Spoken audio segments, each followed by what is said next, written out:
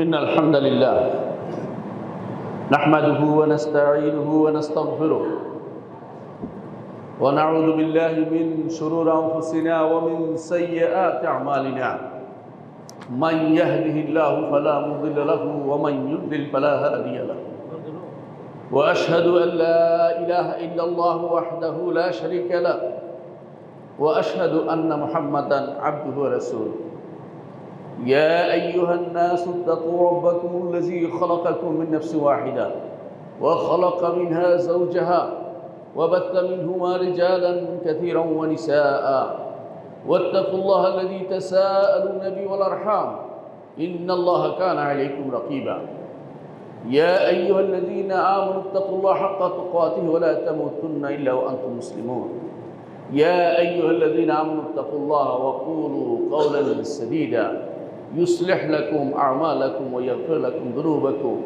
ومن يطع الله ورسوله فقد فاز فوزا عظيما أما بعد فإن أصدق الحديث كتاب الله وخير الهدي هدي محمد صلى الله عليه وسلم وشر الأمور محدثاتها وكل محدثة بدعة وكل بدعة ضلالة وكل ضلالة في النار أيها الناس اتقوا الله واعلموا أن الله عز وجل جعل الجنة ثمن التقوى فمن لم يتق الله عز وجل لا يدخل الجنة قال الله عز وجل تلك الجنة التي أورثتموها بما كنتم تعملون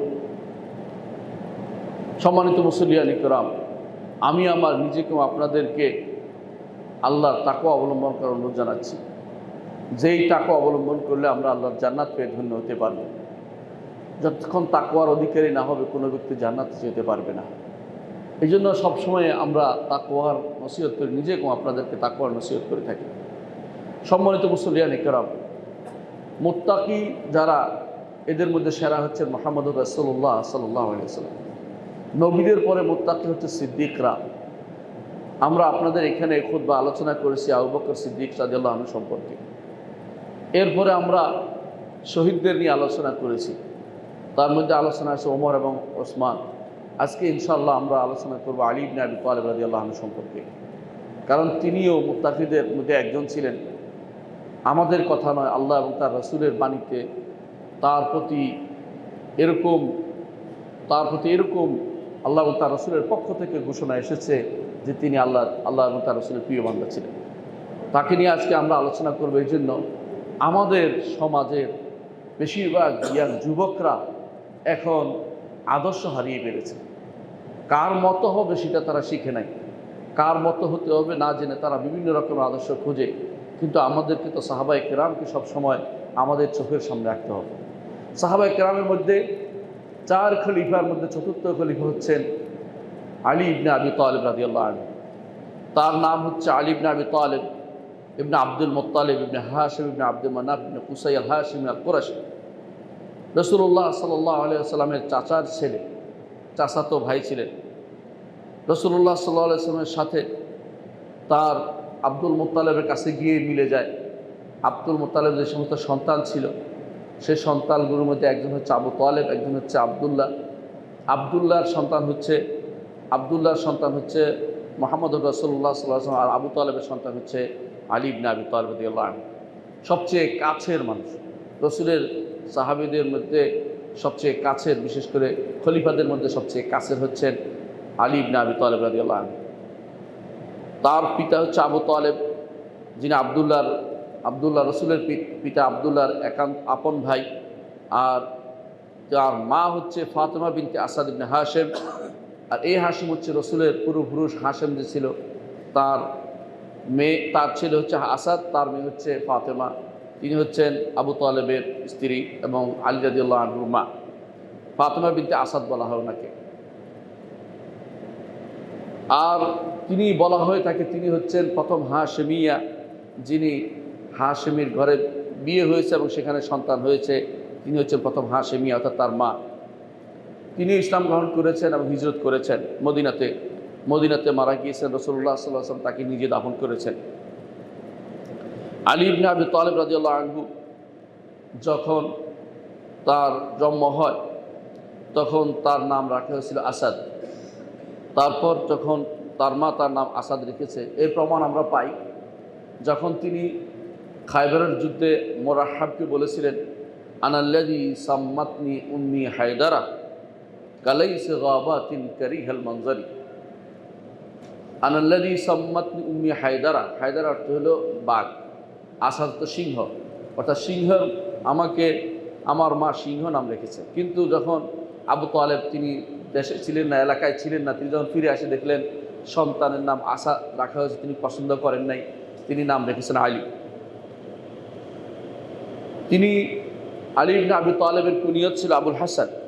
তার হাসান ইবনে আলী তার বড় সন্তান, আর সাধারণত কুনিয়ত হতে হয় বড় সন্তানের নামে। আর আরেক কুনিয়ত ছিল তার আবু তোরাব। আবু তোরাব তো মাটিওয়ালা, মাটির বাপ নয়, মাটিওয়ালা। আর সেই ঘটনা আপনারা জানেন, একদিন রাসূলুল্লাহ সাল্লাল্লাহু আলাইহি ওয়াসাল্লাম তিনি খোঁজ নিতে গেলেন তার কন্যা, জিজ্ঞাসা করলেন আলী কোথায়? বলে আমার সাথে কি কথা নিয়ে মন খারাপ করে বাইরে চলে গেছে, খুঁজে পাচ্ছি না। রাসূলুল্লাহ সাল্লাল্লাহু আলাইহি ওয়াসাল্লাম বলেন আমি দেখি, খুঁজে দেখি। তিনি মসজিদে গিয়ে দেখেন যে তিনি মাটিতে শুয়ে আছেন, গায়ে মাটি লেগে আছে। তখন রসুল বলেছিলেন যে কুমিয়া আবু তোরাব, আবু তোরাব দাঁড়াও। সেই থেকে তার আবু তোরাব তার কুনিয়ত পড়ে গিয়েছিল। তার আরেকটু কুনিয়ত ছিল আবু কুসাম, কারণ তিনি যাকে ধরতেন তাকে ছাড়তেন না শত্রু যুদ্ধে, এই জন্য তার আবু কুসাম। কুসাম অর্থ হলো যিনি কাউকে ছিন্ন ভিন্ন করে ফেলে, সেরকম ব্যক্তিত্ব ছিলেন আলী ইবনে আবি তালেব রাদিয়াল্লাহু আনহু। তার জন্ম কখন হয়েছে বিভিন্ন মত রয়েছে। কারণ হচ্ছে জাহিলি যুগে কেউ জন্মসন হিসাব করে রাখতো না, মানুষ কর্মে বড় হতো, জন্মে বড় হতো না। এখনও মানুষ জন্মে বড় হয় না, কর্মেই বড় হয়। কিন্তু মানুষ এখন জন্ম দিন পালন করে, অথচ জন্মের তার কোনো হাতই নেই জন্মের সাথে। 1 মিনিট আগে পরে জন্মের বিষয়ে তার কোনো হাত নেই। আল্লাহ যখন তাকে দুনিয়াতে আনবেন তখনই তো আসবে। তো এই জন্য আলী ইবনে আবি তালেব রাদিয়াল্লাহু আনহুর জন্ম সন নিয়ে মতভেদ হয়েছে। কেউ বলেছেন যে হিজরতের রাসূলুল্লাহ সাল্লাল্লাহু আলাইহি ওয়াসাল্লাম নবুয়ত পাওয়ার 5 বছর আগে তার জন্ম হয়েছে। এমনকি বলতে বলতে কেউ নবুয়ত পাওয়ার 16 বছর আগে এটাও বলেছেন। কিন্তু বিশুদ্ধ মত হচ্ছে দুটি, এর মধ্যে বিখ্যাত মত দুটি। একটি হচ্ছে 10 বছর আগে, অর্থাৎ নবুয়তের 10 বছর আগে তার জন্ম হয়েছে। এইটা বলেন ইবনে ইসহাক এবং ইবনে হাজার এটাকে প্রাধান্য দিয়েছেন। কেউ বলেছেন 5 বছর, ইমাম তবারি এটাকে প্রাধান্য দিয়েছেন। অধিকাংশের মত হচ্ছে যে তিনি 10 বছরের, যখন রাসূলুল্লাহ সাল্লাল্লাহু আলাইহি ওয়াসাল্লাম নবুয়ত প্রাপ্ত হয়েছে তখন তার বয়স ছিল 10 বছর। কিন্তু যেই মতটি বিশুদ্ধ বেশি সেটা হচ্ছে তার বয়স ছিল 5 বছর, অর্থাৎ তিনি ছোট ছিলেন। তার জন্ম সম্পর্কে খুব প্রসিদ্ধ মত অনেকে বলে থাকে কাবার ভিতরে তার জন্ম হয়েছে। এই কথাটি আসলে বিশুদ্ধ সনদ সাব্যস্ত হয়নি। বিশুদ্ধ সনদ সাব্যস্ত হচ্ছে তিনি শিয়াবে বনি আমের বলা হয়, শিয়াবে আবি তালেব বলা, এখনও সেই জায়গাতে তার জন্ম হয়েছে। এবং সেখানে পরবর্তীতে তারা সেখানেই বন্দী ছিলেন ইসলাম গ্রহণ করার পরে, সেটা আপনারা জানেন, সেই জায়গাতেই তাদের বাড়ি ছিল, সেখানে তার জন্ম হয়েছিল। কাবার ভিতরে জন্ম হওয়ার মধ্যে কোনো অতিরিক্ত কোনো ফজিলত নেই, কারণ এটা যে কোনো মানুষের জন্ম যে কোনো জায়গায় হতে পারে। এটা নিয়ে ফজিলতের কিছু উল্লেখ করার কোনো কারণ নেই। রাসূলুল্লাহ সাল্লাল্লাহু আলাইহি ওয়াসাল্লাম, আপনারা জানেন যে রাসূলুল্লাহ সাল্লাল্লাহু আলাইহি ওয়াসাল্লাম যখন ছোট ছিলেন তখন তাকে প্রতিপালন করেছেন তার দাদা আব্দুল মুত্তালিব। কিন্তু আব্দুল মুত্তালিবের মৃত্যুর পরে তাকে প্রতিপালন করেছেন আবু তালেব। আবু তালেব যখন তাকে প্রতিপালন করেছেন তখন তিনি অত্যন্ত রসুলের প্রতি অত্যন্ত দয়াদ্র ছিলেন এবং তাকে নিয়ে সফরে এবং একামতে সর্বাবস্থা তার সাথে ছিলেন। সেইটার প্রতিদান দেওয়ার জন্য যখন আবু তালেব বৃদ্ধ হয়ে গেলেন তখন তার সন্তানদেরকে সবাই তার ভাইরা ভাগ করে নিল। রাসূলুল্লাহ সাল্লাল্লাহু আলাইহি ওয়াসাল্লাম নিজেও আলী ইবনে আবি তালেবকে তার কাছে নিয়ে আসলেন যে আবু তালেবের পক্ষে তাকে এখন লালন পালন করা সম্ভব না। তিনি সেটার প্রতিদান দিলেন যাতে করে রাসূলুল্লাহ সাল্লাল্লাহু আলাইহি ওয়াসাল্লামের উপরে কারো প্রতিদান না থেকে যায়। এর জন্য তিনি ছোট অবস্থাতেই আলী ইবনে আবি তালেবকে তার ঘরে নিয়ে আসলেন, সেখানে তাকে লালন পালন করলেন। রাসূলুল্লাহ সাল্লাল্লাহু আলাইহি ওয়াসাল্লামের ঘরে তিনি প্রতিপালিত হয়েছেন। রাসূলুল্লাহ সাল্লাল্লাহু আলাইহি ওয়াসাল্লামের ঘরে তিনি প্রতিপালিত হয়েছেন এবং সেই ঘরেই তিনি দেখেছেন ইসলামের, রাসূলুল্লাহ সাল্লাল্লাহু আলাইহি ওয়াসাল্লামের নবুয়তের প্রথম অবস্থায় তিনি সেটাকে চোখে দেখেছিলেন। তিনি হচ্ছেন আলী ইবনে আবি তালেব রাদিয়াল্লাহু আনহু। বলা হয়ে থাকে তিনি প্রথম ইসলাম গ্রহণ করেছেন। ইমাম মুসনাদ আহমদের একটা হাদিসে সেটা উল্লেখ আছে। কিন্তু আমরা জানি যে নিঃসন্দেহে প্রথম ইসলাম গ্রহণকারী ছিলেন খাদিজা রাদিয়াল্লাহু আনহা। এটা কোনো সন্দেহ করার কোনো সুযোগ নাই। কারণ আপনারা জানেন, প্রথমে এসে বললেন জাম্মিলুনি জাম্মিলুনি, আমাকে চাদর দিয়ে মুড়িয়ে দাও, আমাকে চাদর দিয়ে মুড়িয়ে দাও। তারপর শেষ পর্যন্ত তিনি ইসলাম গ্রহণ করলেন এবং তিনি প্রথম সালাত আদায় করেছেন। তাহলে বোঝা গেল খাদিজা রাদিয়াল্লাহু আনহা সর্বপ্রথম ইসলাম গ্রহণ করেছেন। তাহলে দ্বিতীয় হতে পারে আলী ইবনে আবি তালেব রাদিয়াল্লাহু আনহু, কিন্তু দ্বিতীয় হতেও পারে, কোনো সন্দেহ নাই। কিন্তু অন্য বর্ণনায় আসছে আবু বকর রাদিয়াল্লাহু আনহু, তিনি প্রথম ইসলাম গ্রহণ করেছেন। তাহলে এগুলির মধ্যে মিল কীভাবে দিবে? ইমাম ইবনে কাসির রাহমাতুল্লাহ আলাইহি মিল দিয়েছেন এভাবে, যে বড়দের মধ্যে, নারীদের মধ্যে প্রথম ইসলাম গ্রহণ করেছেন এবং সবার মধ্যে প্রথম ইসলাম গ্রহণ করেছেন খাদিজা রাদিয়াল্লাহু আনহা। আর পুরুষদের মধ্যে প্রথম ইসলাম গ্রহণ করেছেন আবু বকর রাদিয়াল্লাহু আনহু। আর বাচ্চাদের মধ্যে, যারা এখনো প্রাপ্তবয়স্ক হয়নি, তাদের মধ্যে প্রথম ইসলাম গ্রহণ করেছে আলী ইবনে আবি তালেব রাদিয়াল্লাহু আনহু। এবং দাসদের মধ্যে প্রথম ইসলাম গ্রহণ করেছেন রাসূলুল্লাহ সাল্লাল্লাহু আলাইহি ওয়াসাল্লাম, যাকে জাহিলিয়াতে নিজের সন্তান হিসেবে নিয়েছিলেন। ইসলামে কাউকে সন্তান বানানো জায়েজ নাই নিজের সন্তান ছাড়া। তো জাহিলি যুগে রাসূলুল্লাহ সাল্লাল্লাহু আলাইহি ওয়াসাল্লাম যায়েদ ইবনে হারেসাকে তার সন্তান হিসেবে ঘোষণা করেছিলেন। তিনি ছিলেন দাস, তিনি দাসদের মধ্যে সর্বপ্রথম ইসলাম গ্রহণ করেছেন। এইভাবেই মিল দিয়েছেন ইমাম ইবনে কাসির রাহমাতুল্লাহ আলাইহি, এবং সেটাই বিশুদ্ধ। এই হিসাবেও আলী ইবনে আবি তালেব রাদিয়াল্লাহু আনহু ইসলাম গ্রহণকারী ব্যক্তিদের মধ্যে তিনি দ্বিতীয় ব্যক্তি হিসেবে পরিগণিত হন। তার সম্পর্কে তার এবং সুফিয়ান ইবনে সাউরি রাহমাতুল্লাহ আলাইহি বলেন, সুফিয়ান ইবনে সাঈদ আত-তাউরি রাহমাতুল্লাহ আলাইহি বলেন, দুইজনের মহব্বত যদি কারো অন্তরে একসাথে ঢুকে, আলী এবং ওসমান, গত সপ্তাহে আমরা ওসমান ইবনে আফফান রাদিয়াল্লাহু আনহু নিয়ে আলোচনা করেছি, দুইজনের মহব্বত যদি কারো অন্তরে থাকে, মনে করতে হবে সেই ব্যক্তি হচ্ছে সবচেয়ে শরীফ ব্যক্তিদের একজন। অর্থাৎ যার অন্তরে দুজনের মহব্বত একসাথে থাকতে পারে, তিনি হচ্ছেন ওসমান এবং আলী। সেই ব্যক্তি হচ্ছে সবচেয়ে শরীফ এবং ইমানদারদের মধ্যে, এবং সেই ব্যক্তি হচ্ছে ভদ্র ব্যক্তিদের অন্তর্ভুক্ত। কারণ সাধারণত একজনের পক্ষপাতিত্ব মানুষের একটা স্বভাবে পরিণত হয়, সেটা যেন না হয় সেজন্য তিনি সেটা আমাদেরকে আগে জানিয়ে দিয়েছেন। কিন্তু আমরা জানি আলী ইবনে আবি তালেব রাদিয়াল্লাহু আনহু প্রচুর তার বিভিন্ন রকমের তার বৈশিষ্ট্য রয়েছে।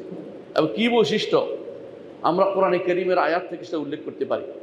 কোরআনে কারীম আল্লাহ তাআলা একটি আয়াত দিয়ে আমাদেরকে জানিয়ে দিয়েছেন আলী ইবনে আবি তালেবের বৈশিষ্ট্য।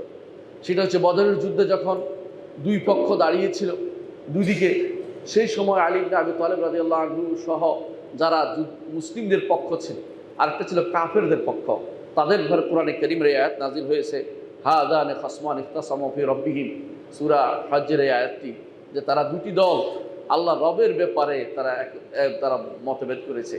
একদল আল্লাহর পক্ষ নিয়েছে, একদল কাফেরদের পক্ষ নিয়েছে। আল্লাহ তাআলা যারা কাফেরদের পক্ষ তাদেরকে জন্য বলেছেন তাদের জন্য রয়েছে আগুন, এবং তাদের জন্য রয়েছে এমন জামা, যে জামার ভিতরে আল কাতরার মতো জামা, যা দিয়ে তাদেরকে শাস্তি দেওয়া হবে। এবং আলেমরা সবাই একমত পর্যন্ত যে এখানে আলী ইবনে আবি তালেব রাদিয়াল্লাহু আনহু একজন ছিলেন। কারণ প্রথম যারা বদরের যুদ্ধে যারা বের হয়েছিল, যারা মুবারাজা বলা হয়, মল্লযুদ্ধে বের হয়েছিলেন, তাদের মধ্যে প্রথম হচ্ছেন আলী ইবনে আবি তালেব রাদিয়াল্লাহু আনহু। দ্বিতীয়ত কোরআনে কারীম আল্লাহ তাআলা অন্য আয়াত বলেছেন, যখন আল্লাহ তাআলা কোরআনে কারীম উল্লেখ করেছেন তার নবীকে তার পরিবার সম্পর্কে আলোচনা করতে বলেছেন, তার পরিবারের ব্যাপারে। রাসূলুল্লাহ সাল্লাল্লাহু আলাইহি ওয়াসাল্লাম তখন আলী এবং ফাতেমা এবং হাসান হুসাইনকে ডেকে চাদরের ভিতরে ঢুকে বললেন, এরা হচ্ছে আমার পরিবার, এরা হচ্ছে আমার পরিবার। সেই হিসেবে আলী ইবনে আবি তালেব রাদিয়াল্লাহু আনহু রাসূলের পরিবারের অন্তর্ভুক্ত হিসাবে কোরআনে কারীমের স্বীকৃত আয়াত, ইন্নামা ইউরিদুল্লাহু লিইউযহিবা আনকুম আহলাল বাইতি ওয়া ইউযহিবা আনকুম রিজসা আহলাল বাইতি ওয়া ইউতাহহিরাকুম তাতহীরা। তার আরেকটি বৈশিষ্ট্য হচ্ছে, তৃতীয় বৈশিষ্ট্য হচ্ছে, তিনি ইসলামে, আমরা একটু আগেই বলেছি, ইসলাম গ্রহণকারীদের মধ্যে তিনি ছিলেন প্রথম, অর্থাৎ যারা বাচ্চাদের মধ্যে বা যাদেরকে অপ্রাপ্তবয়স্কদের মধ্যে তিনি ছিলেন প্রথম। চতুর্থ যে বৈশিষ্ট্য তা হচ্ছে যে হিজরতের রাতে রাসূলুল্লাহ সাল্লাল্লাহু আলাইহি ওয়াসাল্লাম তাকে রেখে গিয়েছিলেন তার বিছানাতে। এইটা ছিল তার বিশাল বৈশিষ্ট্য এই জন্য যে মৃত্যু হতে পারত যে কোনো সময়। কুরাইশরা চতুর্দিক থেকে ধেয়ে আসছে যে এক রাত্রিতে সবাই মিলে মুহাম্মদুর রাসূলুল্লাহ সাল্লাল্লাহু আলাইহি ওয়াসাল্লামকে শেষ করে দিবে, এটা তাদের সিদ্ধান্ত ছিল। রাসূলুল্লাহ সাল্লাল্লাহু আলাইহি ওয়াসাল্লামকে আল্লাহ তাআলা বেরিয়ে যেতে বললেন, তিনি হিজরতের জন্য বেরিয়ে চলে গেলেন। তার বিছানায় তিনি শুয়ে থাকতে বললেন আলী ইবনে আবি তালেব রাদিয়াল্লাহু আনহুকে। এটা যে কতটুকু মারাত্মক কাজ ছিল, কতটুকু ভয়ের কাজ ছিল, এটা যে কোনো মানুষ বুঝতে পারে যে এই সময়ে কে শুয়ে থাকতে পারে এই বিছানায়, যে বিছানায় মুহাম্মদুর রাসূলুল্লাহ সাল্লাল্লাহু আলাইহি ওয়াসাল্লামকে শুয়ে থাকবেন, আর মানুষ তাকে কচু কাটা করার জন্য চতুর্দিক থেকে ধেয়ে আসছে, এখানে তিনি শুয়েছিলেন। এটা তার জন্য বিশাল ব্যাপার, যে এটা তার নিজেকে তিনি জান কোরবান দেওয়ার মতো অবস্থা ছিল রাসূলুল্লাহ সাল্লাল্লাহু আলাইহি ওয়াসাল্লামের জন্য। তৃতীয় বৈশিষ্ট্য হচ্ছে তিনি রাসূলুল্লাহ সাল্লাল্লাহু আলাইহি পঞ্চম বৈশিষ্ট্য হচ্ছে রাসূলুল্লাহ সাল্লাল্লাহু আলাইহি ওয়াসাল্লামের ওহী লেখক ছিলেন। তিনি ওহী লেখক ছিলেন এবং তিনি আমিন ছিলেন, রসুলের কাছে আমানতদার ছিলেন। এই জন্য রাসূলুল্লাহ সাল্লাল্লাহু আলাইহি ওয়াসাল্লাম তাকে দিয়ে ওহী লিখিয়েছিলেন। ষষ্ঠ বৈশিষ্ট্য হচ্ছে যে রাসূলুল্লাহ সাল্লাল্লাহু আলাইহি ওয়াসাল্লাম তার কাছে তার প্রিয়তম কন্যাকে বিয়ে দিয়েছিলেন, অর্থাৎ ফাতেমাকে বিয়ে দিয়েছিলেন। রাসূল বলেছেন ফাতেমা তো বিদআতুম মিন্নি, ফাতেমা আমার একটি টুকরা। এই জন্য তিনি তাকে আলী ইবনে আবি তালেবের সাথে বিয়ে দিয়েছিলেন। সেই ঘটনা, আপনার বিস্তারিত ঘটনা আমরা বলবো, শুধু কিছু বৈশিষ্ট্যের কথা উল্লেখ করছি। সপ্তম বৈশিষ্ট্য হচ্ছে যে হুদায়বিয়ার সন্ধির দিন রাসূলুল্লাহ সাল্লাল্লাহু আলাইহি ওয়াসাল্লাম যখন হুদায়বিয়াতে অবস্থান করছেন, তখন কিছু দাস যারা মক্কাতে কষ্ট পাচ্ছিল তারা ছুটে চলে আসছে রাসূলের কাছে। এমন সময় কুরাইশরা পাঠিয়ে দিল এদেরকে ফেরত দিতে হবে। তখনও চুক্তি হয় নাই। রাসূলুল্লাহ সাল্লাল্লাহু আলাইহি ওয়াসাল্লাম তাদেরকে ফেরত দিতে রাজি হলেন না। এমন সময় তারা বলল তাহলে যুদ্ধ করে নিয়ে যাবে।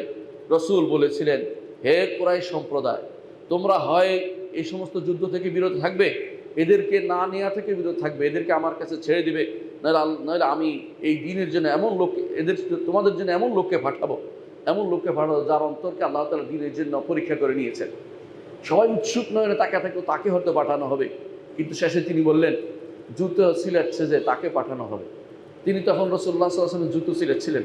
রাসূলুল্লাহ সাল্লাল্লাহু আলাইহি ওয়াসাল্লাম তাকে বললেন তার জুতোটা সিলেতেন। তিনি বললেন খাসিফুন নাল, যে খাসিফুন নাল গিয়ে তোমাদেরকে কচু কাটা করতে পারবে, তিনি হচ্ছেন আলী ইবনে আবি তালেব রাদিয়াল্লাহু আনহু। ইমাম তিরমিজি আবু দাউদ হাদিসটি বর্ণনা করেছেন। আর অষ্টম যে বৈশিষ্ট্য সেটা হচ্ছে রাসূলুল্লাহ সাল্লাল্লাহু আলাইহি ওয়াসাল্লাম খায়বরের যুদ্ধের দিনে তিনি কোনোভাবেই যুদ্ধ জয়ের দিকে নিয়ে যেতে পারছিলেন না।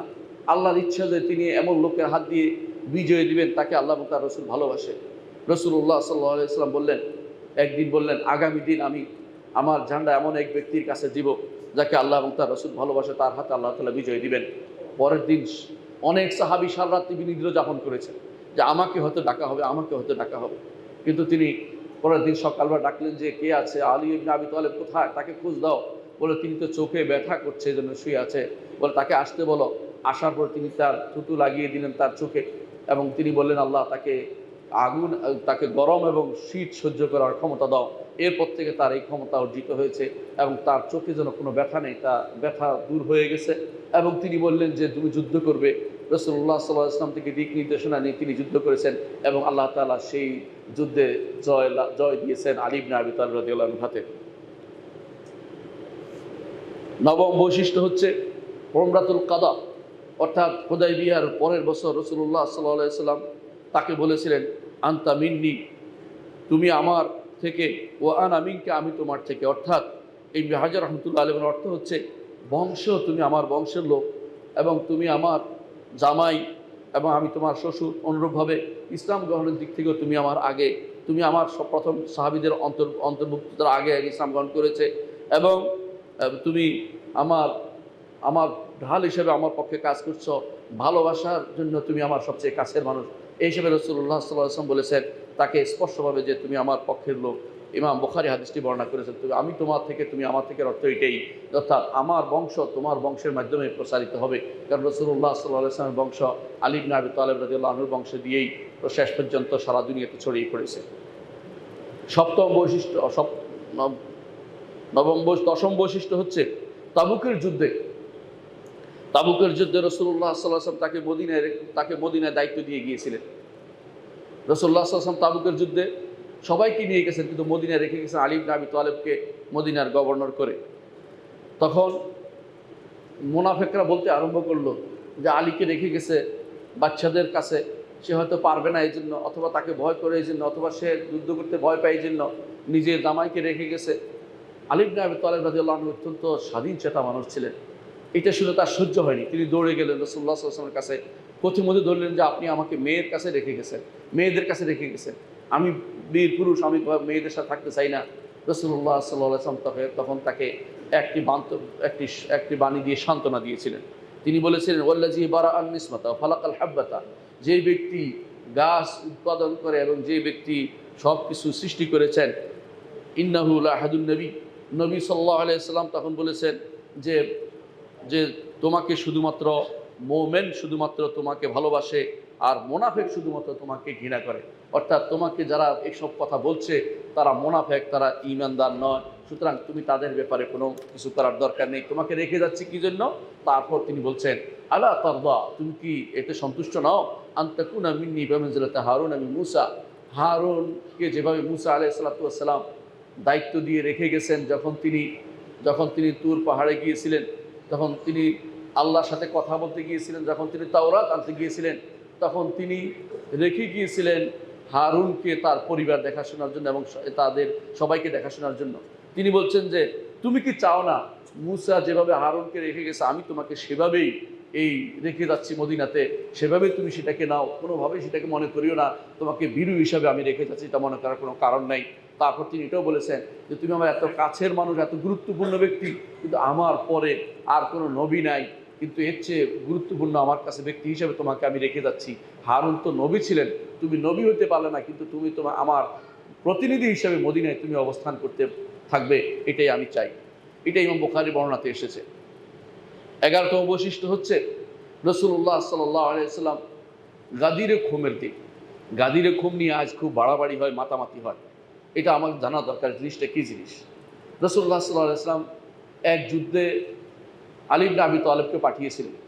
যুদ্ধে এক দাসী পাওয়ার পরে তিনি সেটাকে গ্রহণ করেছেন।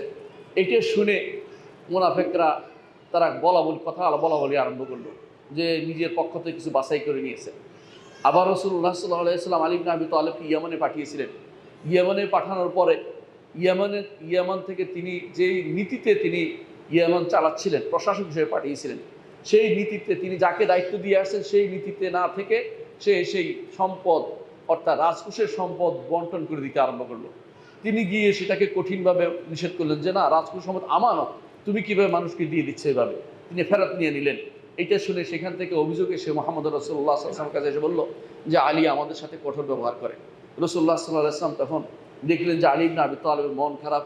তিনি তাকে ডেকে বললেন, যেই কথাটি বলেছেন তিনি খুতবা দিয়ে বলেছিলেন যে আমি তোমাদের মধ্যে দুটি জিনিস রেখে যাচ্ছি, এই দুটি জিনিস তোমাদেরকে যথাযথভাবে খেয়াল রাখতে হবে। একটা হচ্ছে আল্লাহর কিতাব, আরেকটি হচ্ছে আমার পরিবার। এই দুটি জিনিসকে তোমরা অবশ্যই সম্মান এবং মর্যাদা দিতে হবে। এইটাই ছিল উদ্দেশ্য, আর কোনো কিছু সেখানে ছিল না। সেখানে তিনি এটাও বলেছিলেন, মান কুনতু মাওলাহু ফাআলিয়ুল মাওলা, যার অভিভাবক আমি, আলীও তার অভিভাবক। অর্থাৎ তারা অভিভাবক হিসাবে সেটা ঘোষণা করেছেন। অর্থাৎ আলী রাদিয়াল্লাহু আনহুর অন্তরকে তিনি প্রশান্তি দিয়েছিলেন এর মাধ্যমে। এই দুটি হাদিসে, একটি মুসলিম বর্ণনা আছে, একটি তিরমিজি বর্ণনা এসেছে। মুসলিম বর্ণনা যেটা আসছে এটা হচ্ছে দুইটা 180 বলা হয়েছে আল্লাহর কিতাবকে ধারণ করতে এবং আহলে বাইতকে, রাসূলুল্লাহ সাল্লাল্লাহু আলাইহি ওয়াসাল্লামের পরিবারকে যেন সম্মান করে সেটা বলা হয়েছে। আর তিরমিজির বর্ণনা যার ওলি হচ্ছি আমি যার মুরব্বী, আলীও তার মুরব্বী, সেটা যেন গ্রহণ করে নেয় সবাই। আমরা রাদিয়াল্লাহু আনহু ওয়া আরদাহু বলি। আলী ইবনে আবি তালেব আল্লাহ তাআলা সন্তুষ্ট, আমরাও তার উপর সন্তুষ্ট। আমরা রাসূলুল্লাহ সাল্লাল্লাহু আলাইহি ওয়াসাল্লামকে আমাদের ওলি মানি, আলী ইবনে আবি তালেবকে আমাদের ওলি মানি, যেমনিভাবে আমরা ওলি মানি আবু বকর, ওমর, ওসমানকে আমাদের ওলি হিসেবে গ্রহণ করে নেই। সেই হিসাবে আলী ইবনে আবি তালেবকে আমাদের ওলি হিসেবে আমরা গ্রহণ করে নেই। সুতরাং এখানে বাড়তি কোনো কিছু নেই। কিন্তু আপনারা দেখতে পাবেন এখন যখন দেখবে 18 তারিখ চলে আসে, তখন 18 তারিখ আসে জিলহজে, তখন দেখবেন যে একদল মানুষ গাদিরে খুম নামে একটা জিনিস আবিষ্কার করেছে। ওটা কিসের ঈদ? ওটা তো বেদাতীদের ঈদ, এবং এটা যদি কেউ পালন করে তার গুনাহ হবে, এবং এটা শিয়াদেরকে সমর্থন করা হবে। কেউ যদি কোনো সেটাকে সমর্থন করে তাহলে বুঝতে হবে সে ভ্রান্ত মতবাদকে সমর্থন করছে।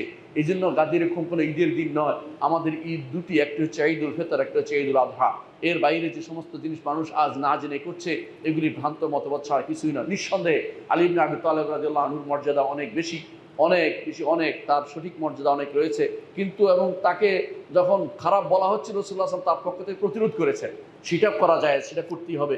কিন্তু তাই বলে সেটাকে ঈদ বানানো, এবং এটার কারণ রাসূলুল্লাহ সাল্লাল্লাহু আলাইহি ওয়াসাল্লাম অন্য সাহাবীর উপরে, বিশেষ করে আবু বকর এবং ওসমানের উপরে তাকে স্থান দেয়া, এটা কখনো শরীয়ত সিদ্ধ জিনিস নয় এবং এটা বিদআতি জিনিস, আর কিছুই নয়। আলী ইবনে আবি তালেব রাদিয়াল্লাহু আনহু আরেকটি বৈশিষ্ট্য হচ্ছে রাসূলুল্লাহ সাল্লাল্লাহু আলাইহি ওয়াসাল্লাম তাকে জান্নাতি বলে ঘোষণা করেছেন, এবং রাসূল বলেছেন আলীউন ফিল জান্নাহ, যা আলী জান্নাতি। এর অর্থ হচ্ছে আলী রাদিয়াল্লাহু আনহু জান্নাতি একজন ব্যক্তিত্ব, জান্নাতের একজন ব্যক্তিত্ব। রাসূলুল্লাহ সাল্লাল্লাহু আলাইহি ওয়াসাল্লাম মক্কাতে যখন ছিলেন, তিনি আলী ইবনে আবি তালেব রাদিয়াল্লাহু আনহু কি করতেন সেটা আমি কয়েকটা উদাহরণ দিচ্ছি। এক নম্বর হচ্ছে, আমরা জানেন যে রাসূলুল্লাহ সাল্লাল্লাহু আলাইহি ওয়াসাল্লামের ঘরে তিনি প্রতিপালিত হয়েছেন। দ্বিতীয়ত, রাসূলুল্লাহ সাল্লাল্লাহু আলাইহি ওয়াসাল্লাম আমানত তিনি রক্ষা করে, রাসূল চলে আসার পর রাসূলের কাছে অনেক আমানত ছিল, সে আমানতগুলি আলীর কাছে দিয়ে এসেছিলেন যে তুমি এগুলি মানুষের কাছে পৌঁছে দিবে। আলী ইবনে আবি তালেব রাদিয়াল্লাহু আনহু সেগুলো মানুষের কাছে পরবর্তী পৌঁছে দিয়ে তারপর তিনি মদিনাতে হিজরত করেছিলেন। আর রাসূলুল্লাহ সাল্লাল্লাহু আলাইহি ওয়াসাল্লামের সবচেয়ে প্রিয় ভাজন ছিলেন আবু তালেব, এবং তিনি তার জন্য প্রতিরোধ করেছেন, তার পক্ষ থেকে ইসলাম গ্রহণ করেননি। এজন্য তার মৃত্যুর পরে রাসূলুল্লাহ সাল্লাল্লাহু আলাইহি ওয়াসাল্লাম তার জানাজা পড়তে পারেননি, কিন্তু তিনি আলী রাদিয়াল্লাহু আনহুকে বলেছিলেন যে তুমি তোমার পিতাকে ওয়ারি, তাকে তুমি ঢেকে দাও এবং তাকে দাফন করো। তাকে দাফন করার বিষয়টি তিনি তাকে নির্দেশ দিয়ে দাফন করিয়েছিলেন, কিন্তু তার অন্তর কাফির ছিল যে এই লোকটি ইসলাম গ্রহণ করেনি। আল্লাহ তাআলা কোরআন আয়াত নাযিল করলেন, ইন্নাকা লা তাহদি মান আহবাবতা, আপনি চাইলে কাউকে হেদায়েত দিতে পারবেন না, ওয়ালাকিন্নাল্লাহু ইয়াহদি মান ইয়াশা, আল্লাহ যাকে ইচ্ছে তাকে হেদায়েত দিবেন। অর্থাৎ এত কাছের মানুষ আবু তালেব, তারপরেও তার হেদায়েত নসিব হয়নি, কারণ আল্লাহ তাআলা তাকে হেদায়েত দেয়নি। এই জন্য আল্লাহর কাছে হেদায়েত চাইতে হয়, প্রতিদিন বলতে হয় ইহদিনাস সিরাতাল মুস্তাকিম, প্রতিদিন এটা আমাদেরকে বলতে হয়, প্রতিক্ষণ বলতে হয়। যে কোনো ক্ষণে আমাদের হেদায়েত থেকে আমরা বিমুখ হলে, আমাদের অন্তর থেকে হেদায়েত চলে গেলে আমরা সবচেয়ে বেশি নিকৃষ্ট ব্যক্তিতে পরিণত হয়ে যেতে পারি। এই জন্য প্রতিক্ষণে আমাদের ইহদিনাস সিরাতাল মুস্তাকিম চেতে হয়। অনেকে হয়তো বলতে পারেন বারবার কেন ইহদিনাস সিরাতাল মুস্তাকিম আমরা বলি সালাতে, কারণ প্রতি মুহূর্ত আমাদের হেদায়েতের দরকার রয়েছে। এক মুহূর্ত যদি কোনো হেদায়েতের বাইরে চলে যায়, হতে পারে এই সময় আমার ঈমানটা চলে যায়। আল্লাহর কাছে এই জন্য বেশিরভাগ সময় দোয়া করতে হবে, ইয়া মুকাল্লিবাল কুলুব সাব্বিত কালবি আলা দীনিকা, হে অন্তরসমূহ পরিবর্তনকারী, আপনার দ্বীনের উপরে আমার অন্তরকে সুপ্রতিষ্ঠিত রাখুন।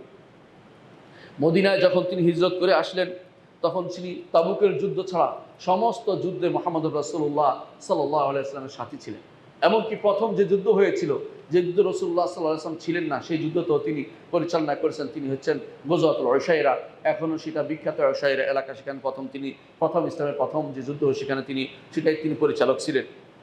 রাসূলুল্লাহ সাল্লাল্লাহু আলাইহি ওয়াসাল্লামের তিনি তার ঝান্ডা বাহক ছিলেন প্রতিটি যুদ্ধে, প্রায় প্রতিটি যুদ্ধে তার ঝান্ডা বাহক ছিলেন আলী ইবনে আবি তালেব রাদিয়াল্লাহু আনহু।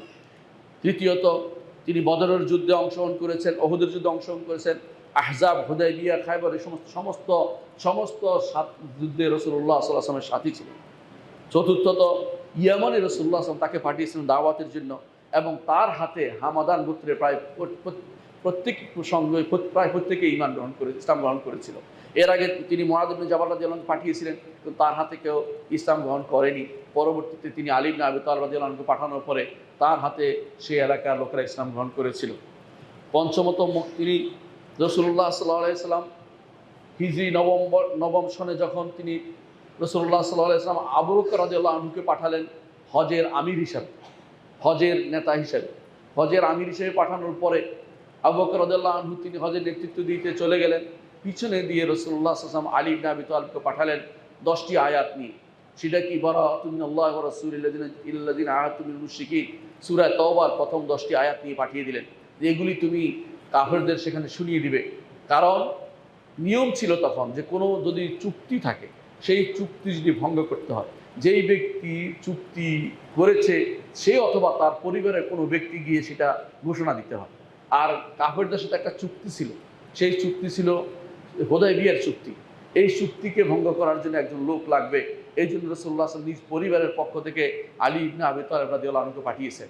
পথিমধ্যে আবু বকরের সাথে দেখা হওয়ার পরে বললেন যে আপনি কি আমির হিসেবে এসেছেন না মামুর হিসেবে এসেছেন? তখন আলী বললেন যে আমি মামুর হিসেবে এসেছি, আমার কাজ ভিন্ন, আপনার কাজ ভিন্ন। আপনি যাচ্ছেন আমির হিসাবে, আমি যাচ্ছি আমার বিশেষ ঘোষণা দেওয়ার জন্য, এই জন্য তিনি যাচ্ছেন। এর দ্বারা আবু বকর রাদিয়াল্লাহু আনহুর নেতৃত্বের কোনো ছায়াত পড়েনি। আবু বকর রাদিয়াল্লাহু আনহুর অধীনেই তিনি হজ করেছেন সেই বছর, এবং ঘোষণা দিয়েছেন রাসূলুল্লাহ সাল্লাল্লাহু আলাইহি ওয়াসাল্লামের পক্ষ থেকে বারাআতুম মিনাল্লাহি ওয়া রাসূলিহি আল্লাযিনা আহাদতুম মিনাল মুশরিকিন। এই আয়াতগুলি 10টি আয়াত তিনি সেখানে তেলাওয়াত করে শুনিয়েছিলেন। পরবর্তীতে রাসূলুল্লাহ সাল্লাল্লাহু আলাইহি ওয়াসাল্লাম তাকে ইয়ামানে পাঠিয়েছেন কাজী হিসাবে, মুফতি হিসাবে রাসূলুল্লাহ সাল্লাল্লাহু ইয়ামানে পাঠিয়েছেন। এবং রাসূলুল্লাহ সাল্লাল্লাহু আলাইহি ওয়াসাল্লাম তাকে এই জন্য পাঠিয়েছিলেন যে আলা উবাইসুকা মা বারাকানি বিহি রাসূলুল্লাহ সাল্লাল্লাহু আলাইহি ওয়াসাল্লাম, দুটি জিনিস দিয়ে রাসূলুল্লাহ সাল্লাল্লাহু আলাইহি ওয়াসাল্লাম তাকে পাঠিয়েছিলেন। সেখানে কি বলেছেন? যত উঁচু কবর দেখবে সব ভেঙে চুরমার করে ফেলবে, এবং যত ছবি দেখবে, যত ভাস্কর্য দেখবে সব ভেঙে ফেলবে। এটা দিয়ে রাসূলুল্লাহ সাল্লাল্লাহু আলাইহি ওয়াসাল্লাম আলী রাদিয়াল্লাহু আনহুকে পাঠিয়েছিলেন। ইমাম মুসলিম হাদিসটি বর্ণনা করেছেন এবং এটা সহিহ হাদিসে কোনো সন্দেহ নেই। এর অর্থ হচ্ছে যে রাসূলুল্লাহ সাল্লাল্লাহু আলাইহি ওয়াসাল্লাম তাকে বিশেষ দায়িত্ব দিতেন, বিশেষ দায়িত্ব দিয়ে সেটা তিনি পালন করেছিলেন। রাসূলুল্লাহ সাল্লাল্লাহু আলাইহি ওয়াসাল্লাম ইফকের ঘটনায়, ইফক অর্থ হচ্ছে আয়েশা রাদিয়াল্লাহু আনহার ক্ষেত্রে যে বদনামি হয়েছিল, এই বদনামির ঘটনায় রাসূলুল্লাহ সাল্লাল্লাহু আলাইহি ওয়াসাল্লাম আলী রাদিয়াল্লাহু আনহুকে স্পেশালি জিজ্ঞাসা করেছেন, আলী বলো তো আয়েশার ব্যাপারে তোমার কি মত? তিনি আয়েশার কোনো বদনামি না করে বললেন, আল্লাহ তাআলা আপনাকে অনেক মেয়ে দিতে পারবে, মেয়ে দিবে, আপনি এত টেনশন করছেন কেন? রাসূলুল্লাহ সাল্লাল্লাহু আলাইহি ওয়াসাল্লামকে টেনশন মুক্ত করতে চেয়েছেন। হয়তো অনেকে মনে করতে পারে যে এইটা খুব বড় কিছু না, বড় কিছু তিনি খারাপ কিছু বলেন না, কিন্তু রাসূল পরামর্শ চেয়েছেন, এইটা বড় কথা। আলী রাদিয়াল্লাহু আনহু আয়েশা রাদিয়াল্লাহু আনহা সম্পর্কে কোনো খারাপ কিছু মন্তব্য করেনি। যারা বিশেষ করে মুস্তাশরিকিনের প্রাচ্যবিদরা এবং তাদের যে সমস্ত চেলারা অমুক তমুকরা যে ইতিহাস গ্রন্থ লিখেছে, তারা এটার সাথে জুড়ে দিয়েছে জাঙ্গে জামাল বা জামালের যুদ্ধের কাহিনী জুড়ে দিয়েছে। এই ঘটনা সত্য নয়, কারণ আয়েশা রাদিয়াল্লাহু আনহা কখনো আলী রাদিয়াল্লাহু আনহুর বিরুদ্ধে কোনো রকমের কোনো বিদ্বেষ রাখতেন না। যারা এগুলি তৈরি করে তারা মিথ্যা কথা বলেছে, কারণ সাহাবায়ে কেরামের অন্তর ছিল পরিচ্ছন্ন, তারা কোনোদিনই একে অপরের বিরুদ্ধে বিদ্বেষ পোষণ করতেন না। আলী ইবনে আবি তালেব রাদিয়াল্লাহু আনহু তিনি বিদায় হজের দিন, তিনি বিদায় হজ করবেন, রাসূলুল্লাহ সাল্লাল্লাহু আলাইহি ওয়াসাল্লাম হজ করবেন। তিনি রওনা হয়েছেন ইয়ামান থেকে আসার পর রাসূল জিজ্ঞাসা করলেন, তুমি কি নিয়ত করে এসেছ? বলছে, আমি নিয়ত করেছি, রাসূল যে হজের নিয়ত করেছে আমি সেই হজের নিয়ত করেছি। রাসূল বললেন যে তাহলে আমার কাছে অতিরিক্ত বাহন আছে, তোমাকে আমি আমার বাহনের শরীক করে নিলাম। এই জন্য আলী ইবনে আবি তালেব রাদিয়াল্লাহু আনহু তিনি তখন কেরান হজকারী ছিলেন, কারণ রাসূলুল্লাহ সাল্লাল্লাহু আলাইহি ওয়াসাল্লাম কেরান হজ করেছিলেন। রাসূলুল্লাহ সাল্লাল্লাহু আলাইহি ওয়াসাল্লামের জীবনের শেষ মুহূর্তগুলোতে আলী ইবনে আবি তালেব রাদিয়াল্লাহু আনহু সর্বক্ষণিক পাশে ছিলেন। অসুস্থ ছিলেন, আলী ইবনে আবি তালেব সাথে ছিলেন। যখন মারা যায়, যখন রাসূল মারা গেলেন, তখনও আলী ইবনে আবি তালেব রাদিয়াল্লাহু আনহু তার সাথে ছিলেন, এবং যখন তাকে গোসল দেয় আলী ইবনে আবি তালেব রাদিয়াল্লাহু সাথে ছিলেন। কবরে নামার ক্ষেত্রে আলী ইবনে আবি তালেব সাথে ছিলেন, এবং এটাই ছিল একদম সর্বশেষ রাসূলুল্লাহ সাল্লাল্লাহু আলাইহি ওয়াসাল্লাম যার সাথে ছিলেন, তিনি হচ্ছেন আলী ইবনে আবি তালেব রাদিয়াল্লাহু আনহু। অর্থাৎ কবরে রাখার পরও আলী ইবনে আবি তালেব তাদের সাথে ছিলেন। এই হচ্ছে আলী ইবনে আবি তালেব রাদিয়াল্লাহু আনহুর কিছু বৈশিষ্ট্য। এর বাইরে অনেক বৈশিষ্ট্য শিয়ারা বর্ণনা করে থাকে, তাদের গ্রন্থ থেকে আমি সেগুলো আনিনি। যেগুলি বর্ণনা করছে এগুলি হচ্ছে বিশুদ্ধ। এর বাইরে অনেক কথা শিয়ারা বর্ণনা করে, সেগুলি আমাদের দেশে প্রচলিত আছে। আমি সর্বশেষে ইনশাআল্লাহ আপনাদেরকে সে সম্পর্কে কিছু জানিয়ে দেব। 3 খলিফার সময় আলী ইবনে আবি তালেবের ভূমিকা কী ছিল?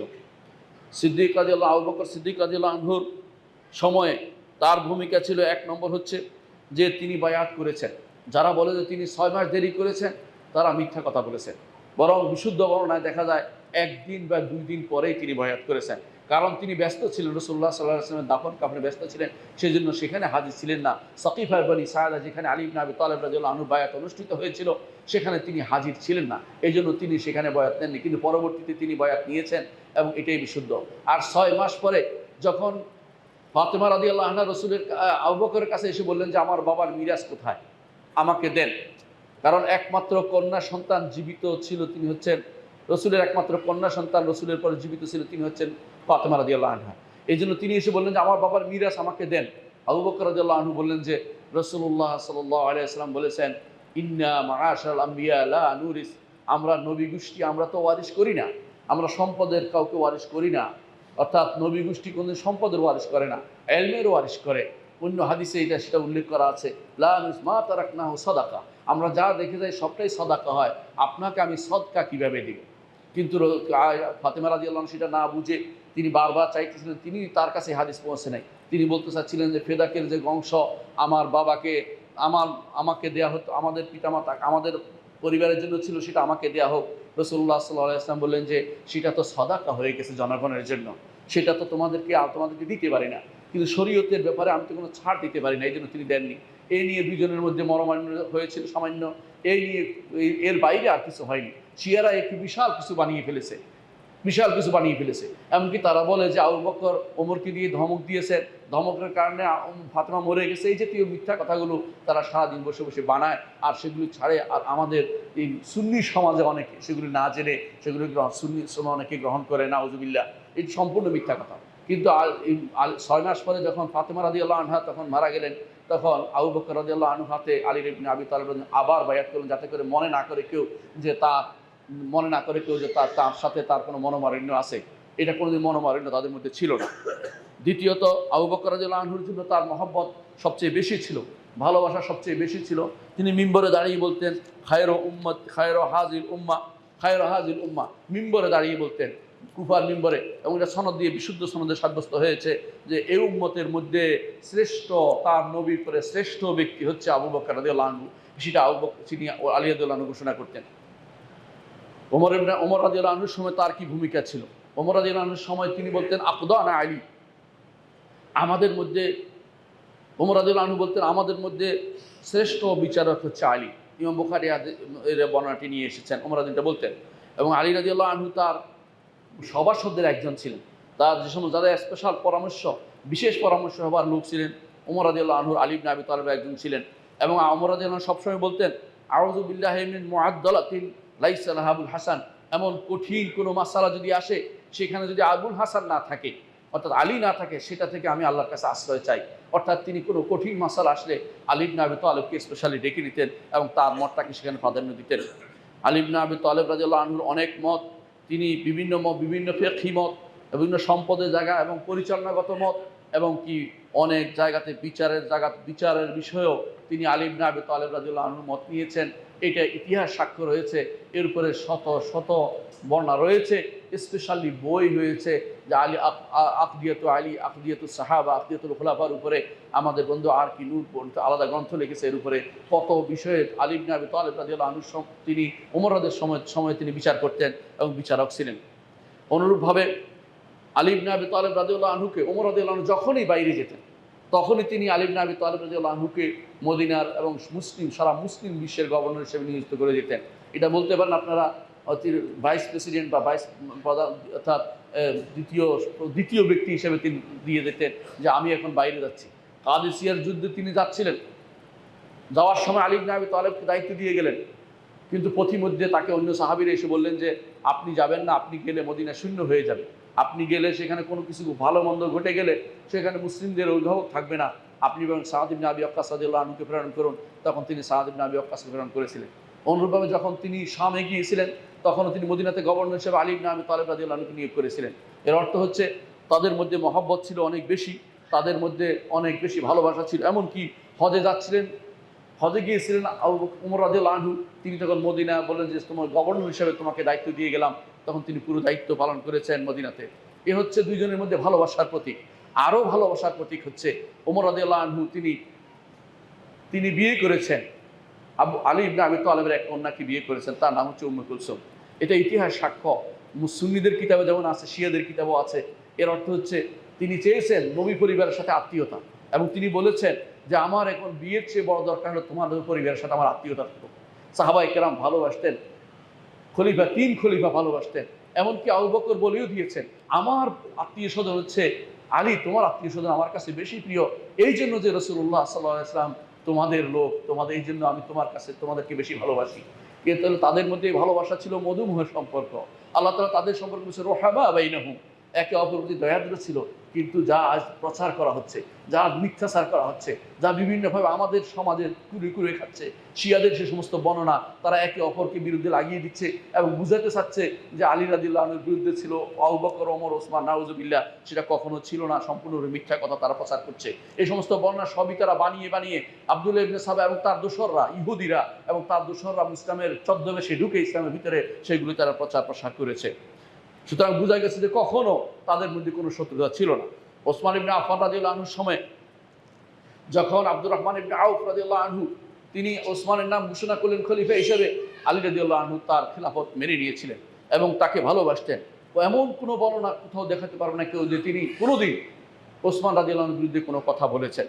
এমনকি যখন ওসমান ইবনে আফফান রাদিয়াল্লাহু আনহুকে চতুর্দিক ঘিরে ধরেছিল বিদ্রোহীরা, তখন তিনি আলী ইবনে আবি তালেব রাদিয়াল্লাহু তার দুই ছেলেকে পাঠিয়েছিলেন, একজন হচ্ছে হাসান, একজন হুসাইন।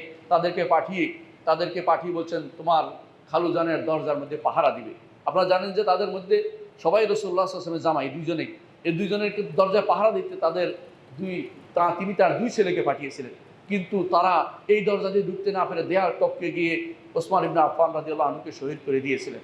এই জন্য পরবর্তীতে আলী ইবনে আবি তালেব তার দুই ছেলেকে ডেকে এনে তিনি ধমকাতে আরম্ভ করলেন, এবং তোমাদের চোখের সামনে কিভাবে খলিফাতুল মুসলিমিন নিহত হলেন। তারা বলে যে আমরা যে দরজা ছিলাম সে দরজা তারা আসে নাই, তাহলে তাদেরকে দৌড় দেওয়া যায় না। এই জন্য ইতিহাস তাদেরকে দৌড় দেয়নি, কিন্তু তারা পাহারা এসে বসেছিলেন দরজার মধ্যে, যেন এই দরজা দিয়ে কেউ ঢুকতে না পারে, আমাদের রক্তের উপর যেতে পারবে, কেউ যেন ওসমান ইবনে আফফান রাদিয়াল্লাহু আনহুকে কেউ হত্যা করতে পারবে না। এটাও প্রমাণ করে তাদের মধ্যে মধুময় সম্পর্ক ছিল। এই মধুময় সম্পর্কে আরেকটা প্রমাণ হচ্ছে, আপনারা সবাই জানেন যে রাসূলুল্লাহ সাল্লাল্লাহু আলাইহি ওয়াসাল্লাম যখন আলী ইবনে আবি তালেব রাদিয়াল্লাহু আনহুর কাছে তার কন্যাকে বিয়ে দিয়েছিলেন, তখন তার ঋণগুলো পরিশোধ করেছেন, তার টাকাটা পরিশোধ করেছেন, অর্থাৎ তার মোহরের টাকাটা ওসমান ইবনে আফফান রাদিয়াল্লাহু আনহু পরিশোধ করে দিয়েছিলেন, এবং সেটাও বিশুদ্ধ সনদ দ্বারা প্রমাণিত হয়েছে। তাহলে রাসূলুল্লাহ সাল্লাল্লাহু আলাইহি ওয়াসাল্লামের তার অন্য সাহাবীদের সাথে, বিশেষ করে আবু বকর ওমর ওসমান রাদিয়াল্লাহু আনহুর সাথে আলী রাদিয়াল্লাহু আনহুর সম্পর্ক ছিল মধুময়, এবারে কোনো সম্পর্ক নেই। আলী ইবনে আবি তালেব রাদিয়াল্লাহু আনহুর খেলাফত নিয়ে আলোচনা করতে চাই। আপনারা জানেন যে হিজরি 35 সেই সময়ে ওসমান ইবনে আফফান রাদিয়াল্লাহু আনহু তার শাহাদাত হয়। সেই সময় আল্লাহ তাআলা আলী ইবনে আবি তালেব রাদিয়াল্লাহু আনহুকে তার খেলাফতের দায়িত্ব দেন। তিনি খলিফা ছিলেন 5 বছর 3 মাস। তিনি খলিফা ছিলেন 5 বছর 3 মাস তিনি খলিফা ছিলেন, অর্থাৎ তিনি পূর্ণ করতে পারেন নাই 40 বছর পূর্ণ হয়নি। এই 40 বছর 30 বছর পূর্ণ হয়নি। 30 বছর বলতে বুঝাচ্ছি, রাসূলুল্লাহ সাল্লাল্লাহু আলাইহি ওয়াসাল্লাম বলেছেন, আল খিলাফাতু বা'দি 30 সানা, আমার পরে খেলাফত 30 বছর থাকবে। এই জন্য এখানে হয়ে রাসূল যেহেতু 10 হিজরিতে মারা গিয়েছিলেন, রাসূলের পরে আর এরা 25 বছর পূর্ণ হয়েছে, আর 5 বছর 29 বছর 6 মাস পূর্ণ হয়েছে। এই 6 মাস পরবর্তীতে হাসান ইবনে আলী রাদিয়াল্লাহু আনহুর মাধ্যমে পূর্ণ হয়েছে, এবং এটাই ছিল খেলাফতের বয়স। এটাই হচ্ছে যেটা আলা মিনহাজিন নবুয়া, রাসূলুল্লাহ সাল্লাল্লাহু আলাইহি ওয়াসাল্লামের পদ্ধতিতে যে খেলাফত ছিল, এই 30 বছর এই আলী ইবনে আবি তালেবের 5 বছর 3 মাসের মাধ্যমে সেটা পূর্ণ হয়ে যায়। এরপর হাসানের 6 মাসের মাধ্যমে সেটা পূর্ণ হয়ে যায়। রাসূলুল্লাহ সাল্লাল্লাহু আলাইহি ওয়াসাল্লামের ভবিষ্যৎবাণী অনুসারে আলী ইবনে আবি তালেব রাদিয়াল্লাহু আনহু তিনি খলিফা হয়েছেন এবং তিনি খেলাফত পরিচালনা করেছেন। কিন্তু তার মদিনা থেকে খেলাফত তখন চলে যায় তখন কুফাতে। সেখানে তিনি তার খেলাফতের রাজধানী সেখানে ঘোষণা করেন। সারা মুসলিম বিশ্বের তখন রাজধানী হয়ে যায় কুফা। সেখানে তিনি অবস্থান করেছিলেন। সেখানে অবস্থান করার যখন খলিফা হয়েছিলেন, সেখানে অনেকগুলো কর্মকাণ্ড হয়েছিল, যেগুলি নিয়ে আমাদের কি ভূমিকা হবে, আমাদের দায়িত্ব হবে। এই ব্যাপারে অন্তরকে প্রথমে পরিচ্ছন্ন রাখতে হবে। একটা জিনিস সবসময় মনে রাখতে হবে, সাহাবায়ে কেরামের মধ্যে যা যা ঘটে গেছে, এই ব্যাপারে আমাদেরকে কোনো রকমের আমাদের অন্তরের ভিতরে কোনো বিদ্বেষ ছড়ানো যাবে না। আমাদের সমাজে অনেকে মনে করে আমরা তো ইতিহাস চর্চা করছি, আপনার ইতিহাস চর্চার প্রয়োজন নেই। এই জায়গাটুকু স্কিপ করে যেতে হবে আপনাকে। এই জায়গাটুকু আপনাকে কোনোভাবেই আলোচনার মধ্যে নিয়ে আসতে হবে না। আপনাকে মনে রাখতে হবে তাদের মধ্যে যা ঘটে গেছে, কোনোটা ভুল বুঝাবুঝি ছিল, আল্লাহ তাআলার সবটাই তার ইচ্ছা ছিল, এরাদা ছিল, এবং এর মাধ্যমে তাদেরকে শহীদ হিসেবে ঘোষণা করে নিয়েছেন। আল্লাহ তাআলা ইচ্ছে যে তাদেরকে শহীদ হিসেবে নেবেন, সেই জন্য নিজেরা না বুঝে অথবা কোনো কারণে তাদের মধ্যে এই ঘটনা ঘটেছিল, এই ঘটনাগুলোকে কোনোভাবেই আলোচনায় এনে এবং একে অপরের বিরুদ্ধে বিদ্বেষ ছড়ানো, একে অপরের বিরুদ্ধে কথা বলা ইসলাম অনুমোদন করে না। এই ঘটনাগুলোর মধ্যে একটি হচ্ছে জামালের যুদ্ধ।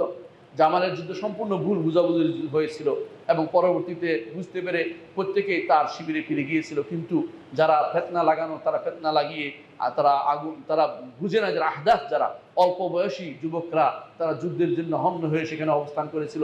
এই জন্য সে যুদ্ধ হয়েছিল। এই যুদ্ধের কারো করে কোনো দোষ দেওয়া যাবে না। দ্বিতীয় যুদ্ধ হচ্ছে সিফিনের যুদ্ধ। সিফিনের যুদ্ধের ক্ষেত্রেও আলী ইবনে আবি তালেব রাদিয়াল্লাহু আনহু অথবা মুআবিয়া রাদিয়াল্লাহু আনহু উভয়কে কাউকে দোষারোপ করা যাবে না। প্রত্যেকেই সেখানে ভালো নিয়তে কাজ করেছেন। ইমানদার এই কথাটি সবসময় মনে রাখতে হবে। যে সমস্ত বর্ণনাতে আছে অমুক অমুককে গালি দিয়েছে, অমুক অমুককে লানত করেছে, সমস্ত বর্ণনা সবগুলি মিথ্যা, শিয়াদের বানানো, এগুলি কোনোভাবেই গ্রহণ করা হবে না। যদি কোনোটাতে সত্যপূর্ণ প্রমাণিত হয়, বুঝতে হবে যে এগুলি শুধুমাত্র তাদের মধ্যে কোনো কিছু এমন কিছু ঘটেছিল, অন্যরা বাড়িয়ে রঞ্জিয়ে অতিরঞ্জন করে যা বর্ণনা করেছে। অথবা কারো কাছে বর্ণনা এসেছে সেগুলোর মধ্যে এমন কোনো মিথ্যাবাদী আছে যেটা আপনি হয়তো জানেন না, এমন কোনো ব্যক্তি আছে, আপনার উদ্দেশ্য আছে যেটা আপনি জানেন না। উম্মতে মুসলিমের মধ্যে কেউ মিথ্যাচার করার জন্য সাহাবায়ে কেরামের মধ্যে একে অপরের বিরুদ্ধে লাগিয়ে দেওয়ার যদি কিছু বলে থাকে সম্পূর্ণ মিথ্যা কথা, এটা কখনো আপনার হাতে নেবেন না। এমনকি যদি তবারিতেও আসে, অথবা যদি আপনি বলেন যে ইবনে কাসির আসছে, অথবা যদি বলেন যে সেটা তো ইবনে আসির বলেছে, অমুক বলেছে, যেই বলুক না কেন, এই বর্ণনাগুলোর মধ্যে ইমাম ইবনে তাইমিয়া রাহমাতুল্লাহ আলাইহি বলেন যে এই বর্ণনাগুলোর কোনোটা আছে পুরোপুরি মিথ্যা, আর যেগুলো সত্য আছে এগুলিকে কেউ ভুল বুঝেছে অথবা সেগুলিকে কেউ ভুল বর্ণনা করেছে। এটাকে আমাদেরকে মনে করতে হবে এবং এদের এই সমস্ত জিনিসগুলো আলোচনাই করা যাবে না। কি হয়েছে, তাদের অন্তর পরিচ্ছন্ন ছিল, কি হয়েছে আল্লাহ তাদের এই ব্যাপারগুলি ভালো জানেন। এই জন্য ওমর ইবনে আব্দুল আজিজ রহমতুল্লাহ আলাইহি একটা কথা বলেছিলেন, তিনি বলেছিলেন যে তিলকা দিমাউন তাহহারাল্লাহু মিনহা আইদিয়ানা, আল্লাহ তাআলা এই রক্তগুলো থেকে আমাদের হাতকে মুক্ত রেখেছে, আমাদের হাত দিয়ে কাউকে রক্ত ঝরাইনি, এই রক্ত আমরা ঝরাইনি। ফালা নুলাউস বিহা আলসিনাতানা, এগুলো দিয়ে আমাদের জিহ্বাকে আমরা ময়লাযুক্ত করবো না, এগুলি আলোচনা করবো না। এর অর্থ হচ্ছে রক্ত যেহেতু আমরা ঝরাইনি, আলোচনাও মুখে না আনি, এগুলিকে স্কিপ করে ইতিহাস আলোচনা বন্ধ করবেন। যদি কোনো ব্যক্তি ইতিহাস আলোচনা করে তখন আপনি বুঝতে হবে তার ফিতনা বাজছে, এই আলোচনা আপনার দরকার নেই, সম্পূর্ণভাবে এগুলিকে বন্ধ করে যাবেন। আমার মনে পড়ে আমি একদিন শেখ সফিউর রহমান বরফুরিকে জিজ্ঞাসা করেছিলাম, জানতে চেয়েছিলাম, তিনি বললেন যে এই বিষয়ে আমি কথা বলবো না। বললাম যে একটু জানার জন্য, কোনো এই বিষয়ে তোমার জানার দরকার নেই। তিনি এইভাবে কঠোর ছিলেন এই বিষয়টাতে, আমার খুব ভালো লেগেছে এই বিষয়টা। রাহিকুল মাকতুমের লেখক তিনি বলছেন এই বিষয়ে আলোচনা করা তো আমাদের উদ্দেশ্য হতে পারে না, এই জন্য এই জায়গাটুকু সম্পূর্ণ আপনারা স্কিপ করে যাবেন। এবং এই কথা মনে রাখবেন, তাদের মধ্যে যত কিছুই হোক তারা একে অপর শত্রু হিসাবে তারা কিন্তু এই যুদ্ধটা করে নাই। এই যুদ্ধ তাদের উপর যেন আল্লাহর পক্ষ থেকে বিশেষ কোনো কারণে আল্লাহ তাআলা দিয়েছেন, সেজন্য যুদ্ধটা হয়েছে। এর প্রমাণ হচ্ছে একই পানি তারা পান করত, একই কলের পানি তারা পান করত। পানি নেওয়ার ক্ষেত্রে তারা পর ছাড় দিয়েছিল, একে অপরকে পানি নিতে দিত। কোন যুদ্ধে আসে একে অপরকে পানি নিতে দেয়? এমনকি কেউ যদি মারা যেত, এক দুই জায়গা নিয়ে আসতো, আমার লাশ আমার বাইকে দিতে হবে, একজনের ভিতরে যায় একজন লাশ নিয়ে চলে আসতো, কেউ কাউকে আক্রমণ করতো না। আপনি কি বুঝতে পারেন না কিরকম জিনিস ছিল? আবেগে আপ্লুত, এরা কোন কারণে যুদ্ধ করছে নিজেরাও বুঝেনি, আল্লাহর পক্ষ থেকে এটা তাদের উপর কোনো কিছু আরোপিত সেজন্য তারা করেছে। আমরা এভাবে আমাদের বুককে কোনোভাবেই কলুষিত করবো না, ভালো শুধু ধারণা করব যে যেই কারণ হয়ে গেছে সেটা আমাদের আলোচনার বিষয় নয়, তবে তারা ভালো ছিলেন, তাদের নিয়ত ভালো ছিল। আলী ইবনে আবি তালেব রাদিয়াল্লাহু আনহু, তার মাধ্যমে আল্লাহ তাআলা যেভাবে আবু বকর রাদিয়াল্লাহু আনহুর মধ্যে আবু বকর রাদিয়াল্লাহু আনহুর দ্বারা মুরতাদদেরকে শায়েস্তা করেছিলেন। মুরতাদ মানে দ্বীন বিরোধী। এখন কত মুরতাদ পৃথিবীতে আছে, বাংলাদেশে হইতে শুরু করে পৃথিবীর জায়গায় জায়গায় মুরতাদের অভাব নাই। মুরতাদ বুঝেন তো? যারা ইসলাম বিরোধিতা করে, ইসলামের বিরুদ্ধে যারা সবসময় লেগে থাকে, এদেরকে আপনার চিনে রাখুন ইসলামের বিরুদ্ধে কারা লেগে থাকে। আমার বলার দরকার নেই, মানুষকে আল্লাহ বিবেক দিয়েছে। এই মুরতাদদের বিরুদ্ধে আল্লাহ তাআলা আবু বকর রাদিয়াল্লাহু আনহুকে যেরকম দাঁড় করিয়ে দিয়েছিলেন, আরেক গোষ্ঠীর বিরুদ্ধে আল্লাহ তাআলা এই আলী ইবনে আবি তালেব রাদিয়াল্লাহু আনহুকে দাঁড় করিয়ে দিয়েছেন। সে তারা কারা? মুরতাদরা ছিল ইসলামের বাইরের লোক, কিন্তু ইসলামের ভিতরের কিছু লোক আছে, ইসলামের ভিতরে বসে ইসলামকে তারা খণ্ড বিখণ্ড করতে চেয়েছে। তারা হচ্ছে খাওয়ারেজ। খারেজিরা কি করতো? খারেজিরা কোরআন এবং সুন্নাহর অপব্যাখ্যা দাঁড় করাতো। আপনার সে হাদিসটি জানেন, রাসূলুল্লাহ সাল্লাল্লাহু আলাইহি ওয়াসাল্লাম বলেছেন, আলী, আজকে আমি যুদ্ধ করছি কোরআনকে প্রতিষ্ঠা করার জন্য, একদিন তুমি যুদ্ধ করবে এই কোরআনের অপব্যাখ্যা ঠেকানোর জন্য, একদিন তুমি যুদ্ধ করবে কোরআন অপব্যাখ্যা ঠেকানোর জন্য। কোরআন অপব্যাখ্যা করেছিল খারেজিরা আলী ইবনে আবি তালেবকে কাফির বলতো, নাউযুবিল্লাহ, এবং তারা সাহাবায়ে কেরামকে পুরোপুরি কাফির বলে দিল। খারেজিদের মধ্যে কোনো সাহাবী ছিলেন না। আশ্চর্য হবেন যে রাসূলুল্লাহ সাল্লাল্লাহু আলাইহি ওয়াসাল্লামের বেশি দিন যায়নি, তার কোনো সাহাবী খারেজিদের দলের ছিল না। সবগুলি ছিল নবীন, বয়সে নবীন, আকলের মধ্যে তাদের কমতি, এবং তারা ছিল কিছুটা উলঝুলুল টাইপের, পাগলা টাইপের। এই মানুষগুলো সাহাবায়ে কেরামকে তাকফির করেছে কোরআনের অপব্যাখ্যা করে। তারা বলতো ইনিল হুকমু ইল্লা লিল্লাহ, বিচার তো শুধু আল্লাহই করবেন, আর কেউ করতে পারে না। এই কথা বলে তারা বলছে যেহেতু আলী ইবনে আবি তালেব তিনি মাধ্যম মেনেছেন, যার মাধ্যমে তিনি বিচারের কথা বলেছেন সিফিনের যুদ্ধে, সুতরাং তিনি কাফের হয়ে গেছেন, নাউজুবিল্লাহ। এই কথা প্রচার করে তারা আলাদা হয়ে গেল, নাহরাওয়ানে তারা অবস্থান নিল। সেই নাহরাওয়ানের আলী ইবনে আবি তালেব তাদের বিরুদ্ধে যুদ্ধ করেছেন, এবং যুদ্ধের পরে তিনি হন্য হয়ে ঘুরেছেন একটি লাশ পাওয়ার জন্য। যেমন লোকটি কই, রাসূল যাকে বলেছেন যে আমি তাকে হত্যা করব, এদের যুদ্ধ করব, খুঁজতে তিনি লাশের স্তূপ থেকে টেনে এক লোককে বের করলেন। তার নাম হলো জি সুদাইয়া। তার স্তনগুলি বড় ছিল, দেখতে অন্যরকম ছিল, মোটা ছিল, তো এই লোককে তিনি বের করে বললেন যে আলহামদুলিল্লাহ। তিনি সেজদা করলেন যে রাসূলুল্লাহ সাল্লাল্লাহু আলাইহি ওয়াসাল্লাম আমাকে বলেছিলেন যে এর বংশধর এরকম লোকের সাথে তুমি যুদ্ধ করবে, সেই যুদ্ধ আমি করেছি। এর অর্থ হচ্ছে ইসলামের যে কোনো যদি কোনো কোথাও যদি কোনো আকীদাগত বিভ্রান্তি আসে, যে কোথাও যদি কোনো আকীদাগত বিভ্রান্তি আসে, যে সমস্ত জায়গাতে আকীদাকে নষ্ট করে কেউ, ইসলামের শাশ্বত আকীদা ও মানহাজকে যারা নষ্ট করে দেয়, তাদের বিরুদ্ধে যুদ্ধ করা তখন যে সমস্ত শাসকের উপর তাদের ফরজ হয়ে যায়। এটা প্রমাণ করে দেখিয়েছেন আলী ইবনে আবি তালেব রাদিয়াল্লাহু আনহু। সেজন্য তিনি সেই যুদ্ধ করেছিলেন। আজও যদি কোনো মুসলিমদের কোনো শাসন থাকে, সেখানে সবার কর্তব্য হচ্ছে এই জাতীয় যে সমস্ত যে খারেজি টাইপের লোক আছে, অথবা যারা এই জাতীয় যারা শিয়া টাইপের লোক আছে, এই জাতীয় যারা মুতাজিলা আছে, এদের বিরুদ্ধে প্রতিহত করা শাসকদের সেই দায়িত্বের ভিতরে পড়ে যায়। অর্থাৎ এটা আলী ইবনে আবি তালেব আমাদেরকে সেই সুন্নাহ আমাদেরকে দেখিয়ে দিয়েছেন। কারণ রাসূলুল্লাহ সাল্লাল্লাহু আলাইহি ওয়াসাল্লাম বলেছেন, আলাইকুম বিসুন্নতি ওয়া সুন্নাতুল খুলাফায়ে রাশিদিন আল মাহদিয়িন আদু আলাইহি বিন নওয়াজিজ। তোমরা আমার সুন্নতকে অনুসরণ করবে এবং আমার পরবর্তী খলিফায়ে রাশিদের সুন্নতকে তোমরা অনুসরণ করে চলবে। সম্মানিত মুসল্লিয়ান ইকরাম, আলী ইবনে আবি তালেব রাদিয়াল্লাহু আনহু তিনি 5 বছর 3 মাস খেলাফত পরিচালনা করেছেন। এবং যখন তিনি নাহরাওয়ানের যুদ্ধে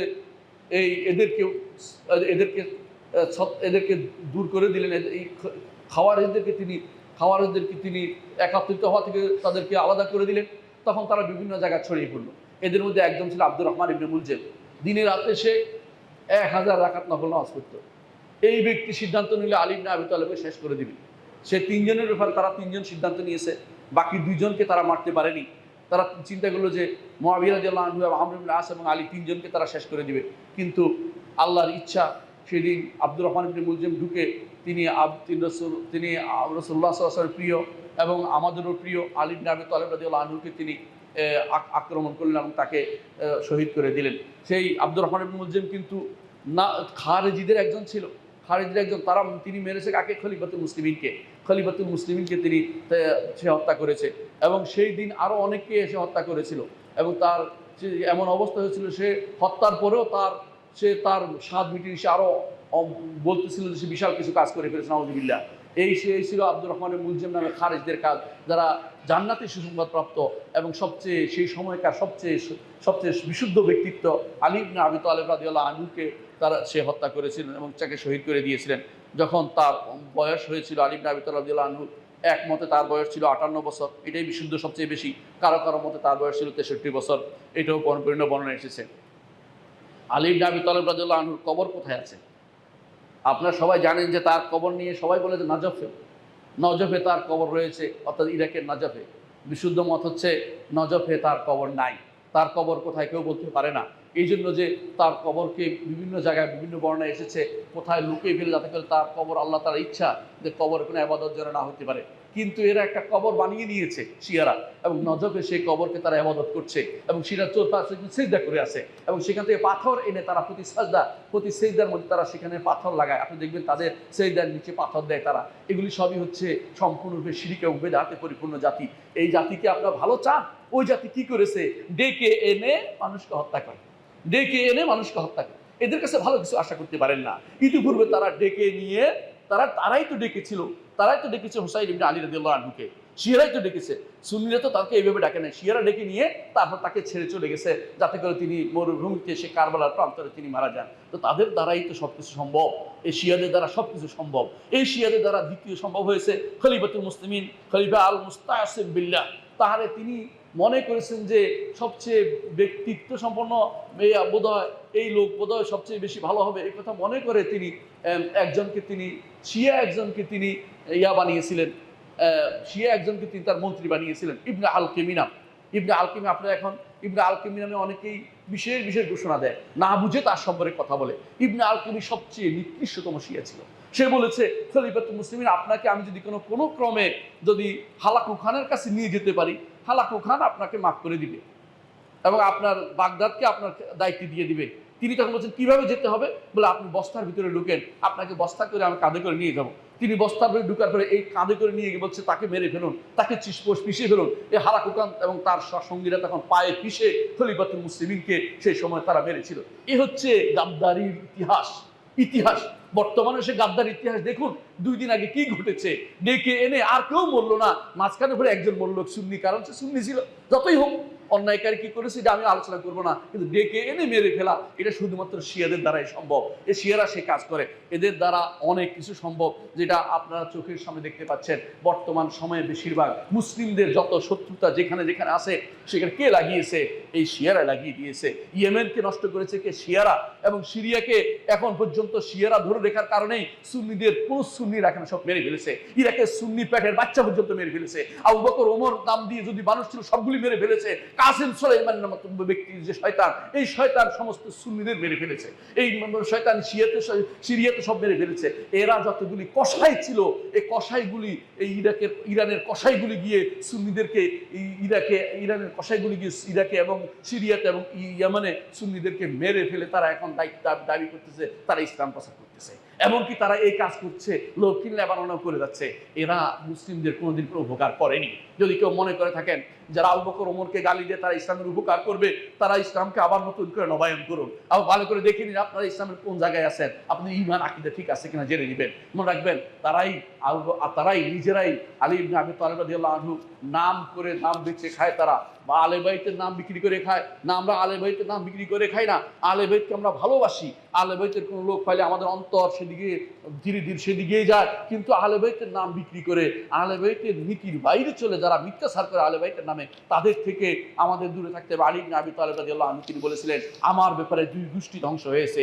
এক গোষ্ঠী আমার বিরোধিতা করে ধ্বংস হয়েছে, আরেক গোষ্ঠী আমার পক্ষ নিয়ে আমাকে তারাও ধ্বংস, বেশি বাড়াবাড়ি করে তারাও ধ্বংস হয়েছে। সুতরাং মনে রাখতে হবে যে আলী ইবনে আবি তালিব রাদিয়াল্লাহু আনহু তিনি একজন এমন ব্যক্তিত্ব ছিলেন যে সাহাবায়ে কেরামের নীতিতে তিনি চলেছেন, 3 খলিফার নীতি চলেছেন, রাসূলুল্লাহ সাল্লাল্লাহু আলাইহি ওয়াসাল্লাম নীতি চলেছেন। এরা যা বলে শিয়াদের কোনো বক্তব্য নেওয়া যাবে না, তাদের কোনো বর্ণনা নেওয়া যাবে না, যেখানে থাকুক না কেন।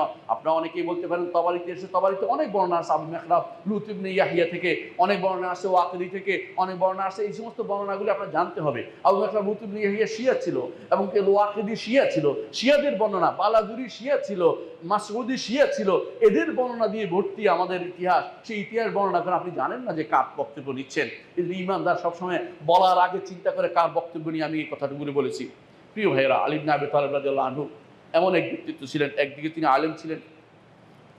আলেম ছিলেন কোনো সন্দেহ নাই, বেলা মুদাফা কোনো সন্দেহ নাই। দ্বিতীয়ত তিনি হাফেজ এবং কারি ছিলেন। তৃতীয়ত তিনি মুফাসসির ছিলেন, সত্য মুহাদ্দিস ছিলেন, ফকিহ ছিলেন, কাজী ছিলেন এবং আল্লাহর দুনিয়া বিমুখ ছিলেন। কোনো কিছু তাকে কোনোদিন পায় নাই।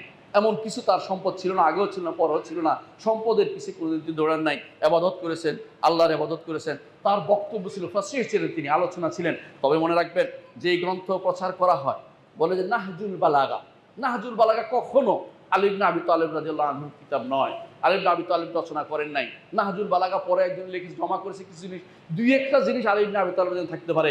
বেশিরভাগই তার নামে মিথ্যাচার করেছে, বেশিরভাগই তার বক্তব্য বিকৃত করেছে শিয়ারা।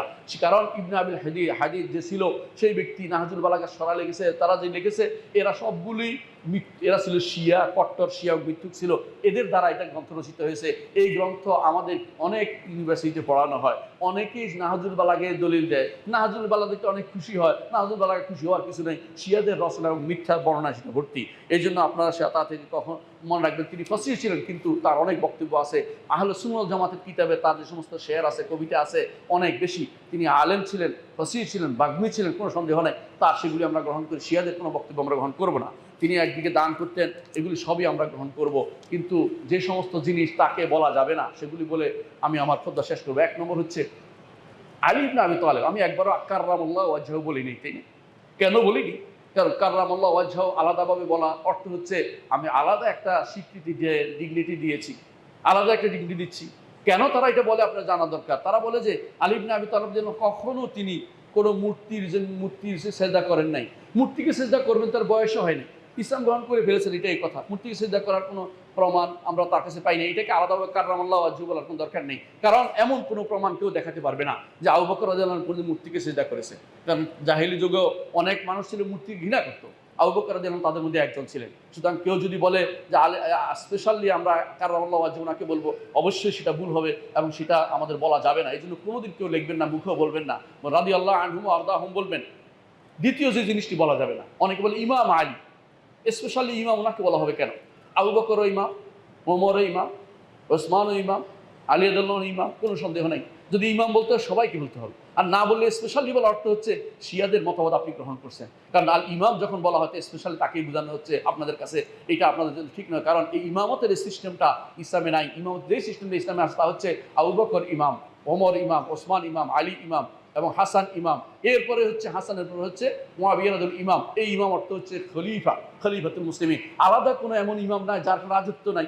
কেউ যদি বলে আমি শাসক এবং তার রাজত্ব নাই, সেই ইমাম ইসলামে গ্রহণযোগ্য না। এই জন্য আপনারা জানেন যে হাসানের পরে কেউ রাজত্ব করে নাই। এদেরকে ইমাম, এরা ইমাম যদি দিনের ইমাম বলা হয়, ঠিক আছে, দিনের ইমাম আবু বকর ইমাম, ওসমানও ইমাম, ওমরও ইমাম, এরা সবাই ইমাম, সাহাবায়ে কেরাম প্রত্যেকেই ইমাম। কিন্তু স্পেশালি যদি কোনো বলা হয় ইমাম আলী, তাহলে বুঝতে হবে যে তার মধ্যে শিয়ত গালেব আসছে, অর্থাৎ তার মধ্যে শিয়াইজম চলতেছে, সে এখনো দিনের সঠিক ধারায় আসতে পারেনি। অনেকে বলে আলী আলাইহিস সালাম, আহলে বাইতের ব্যাপারে আলাইহিস সালাম কেউ কেউ কোনো আলেম লিখলেও, এমনকি ইমাম বুখারী যদি কোনো তার কিতাবে উল্লেখ করেছেন, কেউ বলেছেন, আমরা জানি না সেটা কি ইমাম বুখারীর বক্তব্য নাকি নাসাখ যারা নষ্ট করতো, কিতাব লিখতো, তাদের পক্ষ থেকে সে ঢুকে গেছে কিনা। কারণ এখনো অনেক কিতাবের ভিতরে, যখন লেবাননে অনেক কিতাব ছাপা হয়, সেই লেবাননের কিতাবের মধ্যে দেখবেন যে অনেক গ্রন্থের ভিতরে আলীর পরে আলাইহিস সালাম লিখে দিবে। এরা আপনাকে জিজ্ঞাসাও করবে না, কারণ আমরা খোঁজ নিয়ে দেখেছি সেখানে যারা যে লেখে, যারা যেগুলি মুদ্রা যারা করে মুদ্রাক্ষরিক বলে, ওরা তাদের লেখে যারা, ওদের অধিকাংশই কিন্তু শিয়া। কারণ লেবাননের শিয়া আছে, ওরা কি করে যখনই আলী ভাই আলাইহিস সালাম, হুসাইন ভাই আলাইহিস সালাম এগুলি লাগাই দেয়, এবং যখন আলে বাইতের কাউকে ভাই আলাইহিস সালাম লাগাই দেয়, হতে পারে এরা এই গোষ্ঠীর লোক, এরা এগুলি করেছে। কারণ ইসলামের মধ্যে আলাইহিস সালাম শুধুমাত্র ইসলামের নীতি অনুসারে শুধুমাত্র পাবে কারা, নিয়ম নীতি বদলানো যায় না। নিয়ম নীতি আপনি নিজে একটা বানিয়ে ফেলতে পারবেন না। নিয়ম যেভাবে আসছে সেভাবে। আলাইহিস সালাম আসবে আম্বিয়াদের জন্য, নবীরা শুধুমাত্র আলাইহিস সালাম আসবে, অন্যদের জন্য এভাবে আলাইহিস সালাম ব্যাখ্যা ব্যবহার হয় না। কি ব্যবহার হবে? রাদিয়াল্লাহু আনহুম যদি সাহাবায়ে কেরাম হয়, যদি তাবেঈন বা পরবর্তী লোকেরা হয়, তাদের রাহিমাহুল্লাহ ও আর রাহমাহুল্লাহ বলবেন। অর্থাৎ নিজের পক্ষ থেকে বানিয়ে কোনো কথা আপনার পক্ষ থেকে সেখানে নিজের একটা পরিভাষা বানাতে পারবেন না। স্পেশালি এটা ইসলাম অনুমোদন করে নাই। যদি করতো রাসূলুল্লাহ সাল্লাল্লাহু আলাইহি ওয়াসাল্লাম সেটা আমাদেরকে জানিয়ে দিতেন। প্রিয় ভাইয়েরা, অনেক হাদিস তারা বর্ণনা করে থাকে। সে হাদিসগুলির একটা হচ্ছে যে আনা মদিনাতুল ইলম আলিউম বাবুহা, আমি এলমের শহর, আলী তার দরজা। এটা একটা মিথ্যা বানোয়াট হাদিস। এটা রাসূলুল্লাহ সাল্লাল্লাহু আলাইহি ওয়াসাল্লাম বলেন নাই, এটা মানুষ বানোয়াট করে চালু করেছে। এটা চালু করেছে আলী রাদিয়াল্লাহু আনহু, যে আসল মর্যাদা সেটাকে ঢাকনা দেওয়ার জন্য নিজের পক্ষ থেকে এরা মর্যাদা বানাচ্ছে। মর্যাদা বাড়ানোর দরকার নেই। আলী ইবনে আবি তালিব রাদিয়াল্লাহু আনহুকে আল্লাহ এবং তার রাসূল অনেক মর্যাদা দিয়েছেন, এবং সেই মর্যাদা আমরা সেগুলি আলোচনা করব।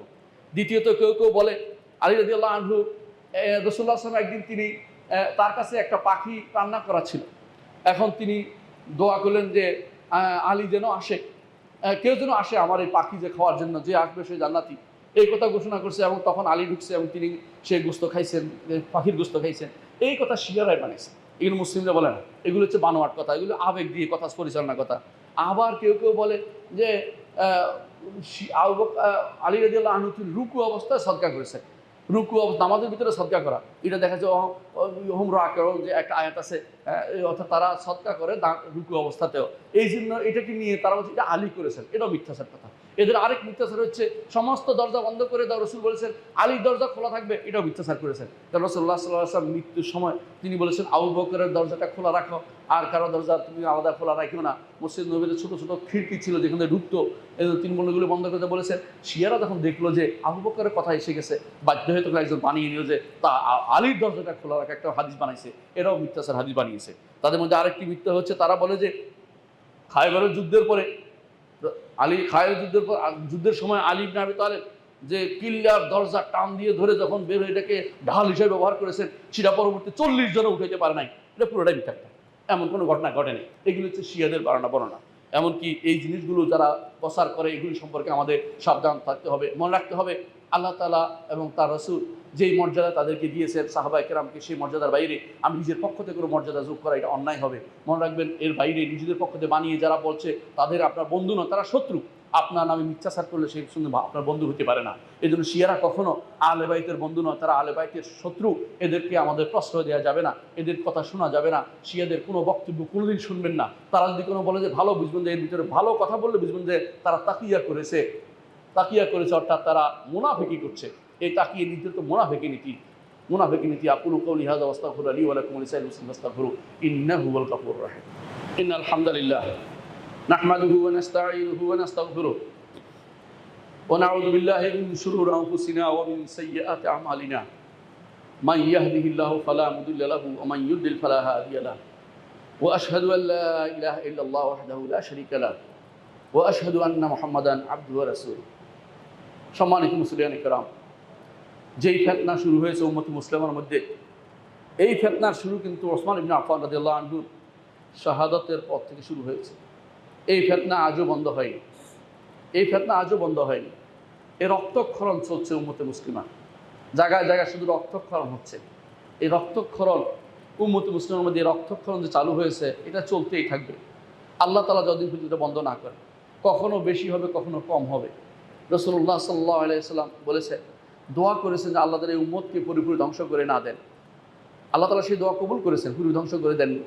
কিন্তু উম্মতের মধ্যে হানাহানি সেটা তো বন্ধ করা হয়নি, সেটা দোয়া আল্লাহ তাআলা কবুল করেন নাই।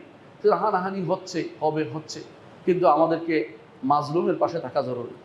মাজলুম কারা হচ্ছে আপনার চোখের সামনে বুঝেন, বিবেক আপনাদের আছে, কেউ কাউকে বলা লাগে না, কেউ কাউকে বলা লাগে না। যারা মাজলুম হচ্ছে, আপনাদের উচিত মাজলুমের পক্ষে থাকা। মাজলুমের পক্ষে থাকা খুবই জরুরি। আপনি যদি কোনো মাজলুমের পক্ষে না থাকেন, মাজলুম আপনার উপর একদিন জুলুম হতে পারে। এই জন্য দয়া করে প্রত্যেকে মাজলুমের পক্ষে থাকবেন। যারা মারা গেছে মাজলুম অবস্থায়, তাদের প্রতি দোয়া করবেন, আল্লাহ যেন তাদেরকে জান্নাতের আলী মাকাম দান করেন, আমিন। মনে রাখবেন, অনেক মানুষ আছে হয়তো তারা অনেক গুনাহ করেছে, হয়তো তারা গুনাহটা করেছে, কিন্তু যখন মাজলুম হিসেবে মারা যায়, তাদের কিন্তু মর্যাদা উন্নীত হয়ে যায়। রক্ত পড়ার আগেই কিন্তু অনেক কিছু কবুল হয়ে যায়। আপনার উপর যেন সে বদদোয়া না আসে। আপনি অনেক কিছু, আপনার অনেক ক্ষমতা, কিন্তু একটা সময় আসবে আপনিও কিন্তু আল্লাহর কাছে যেতে হবে। হাসরের মাঠে কিন্তু মাজলুম ব্যক্তি, যাকে হত্যা করা হয়েছে, সে তার অবস্থা, সে তার মাথাটা নিয়ে আসবে। ইয়া রব সালহা জালিমা কাতালানি, হে রব একে জিজ্ঞাসা করো কেন আমাকে হত্যা করেছে। আপনি হয়তো বলতে পারেন যে আমি অমুকের নির্দেশে করেছি। ওই নির্দেশ ব্যক্তি যেমন জিজ্ঞাসিত হবে, আপনাকেও জিজ্ঞাসা করা হবে। এখানে কারো কোনো আলাদা কোনো স্পেশাল কিছু থাকবে না যে আমি বেঁচে যাবো, এ কথা বলার কোনো সুযোগ থাকবে না। আপনি জালেম হবেন না, আপনি জালেম হবেন না, মাজলুমের পক্ষ নিন এবং দোয়া করি আল্লাহর কাছে, আল্লাহ যেন আমাদেরকে সুবুদ্ধি দেয়, আমাদের দেশটাকে হেফাজত করে, আমাদের দেশটাকে অন্যায় আচরণ এবং বিভিন্ন রকমের জুলুম থেকে আমাদেরকে মুক্ত করে, এবং আমাদের দেশের মধ্যে এমন কোনো কিছু না আসে যেই কারণে আমাদের দেশের উপর কাফেররা কোনো হস্তক্ষেপ করতে পারে। এমন ধরনের কোনো কিছু আমাদের উপর আপতিত না হয়। আল্লাহর কাছে দোয়া করি, এবং যারা মারা গেছে তাদেরকে আল্লাহ যেন শহীদ হিসেবে কবুল করেন, এই দোয়া করি।